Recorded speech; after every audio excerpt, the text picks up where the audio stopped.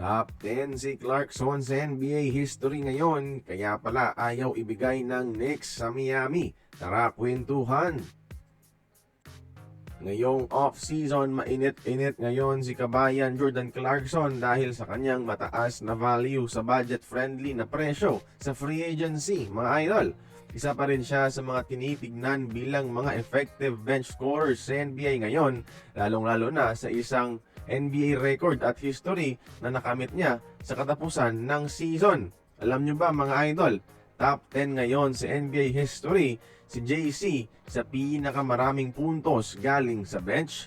Sa buong NBA history mga idol at sa dami ng mga legends, number 7 ngayon sa Jordan Clarkson sa bench scoring list with 8,656 points and counting. At nalampasan niya this previous season ang legendary na si Manu Ginobili.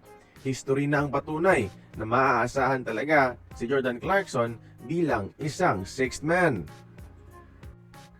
Kaya naman bala pinagdadamot siya ngayon ng New York Knicks kahit free agent siya. Sigaw ng mga Knicks fans online mga idol ay huwag daw hayaan mawala si Clarkson sa Knicks next season at ofera na daw kaagad ng kontrata. Natatakot kasi sila na mapunta pa si Clarkson sa ibang teams, especially sa Miami Heat ngayon na tinatarget na rin siya mga idol. Alam nila na kayang tulungan ng bench scoring ni Clarkson ng isang championship contender at magiging delikado pa ang Heat nito dahil nandyan na rin sa kanila si Giannis Antetokounmpo.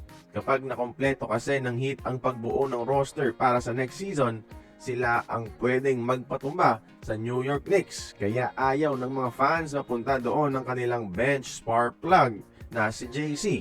Kaso nga lang, mukhang wala talagang interes ang head coach na si Mike Brown na pabalikin pa ang ating kababayan. Kaya kayo mga idol, congratulate nyo muna si kabayan Jordan Clarkson sa kanyang panibagong NBA achievement. Join the conversation. Magkomento lamang sa ibaba.